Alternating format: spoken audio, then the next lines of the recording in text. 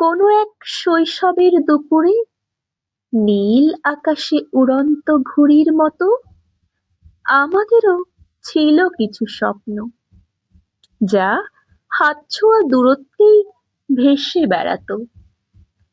বড় হওয়ার তাড়নায় সেই স্বপ্নগুলো কোথায় হারিয়ে গেল? কাজের বোঝা, দায়িত্বের শেকলে সেগুলো আটকে পড়ল অচেনা অন্ধকারে। কখনো রাত জেগে পড়াশোনার ভিড়ে, কখনো সংসারের হিসেব মেলাতে গিয়ে আস্তে আস্তে মুছে গেল সেই রঙিন ছবির ক্যানভাস।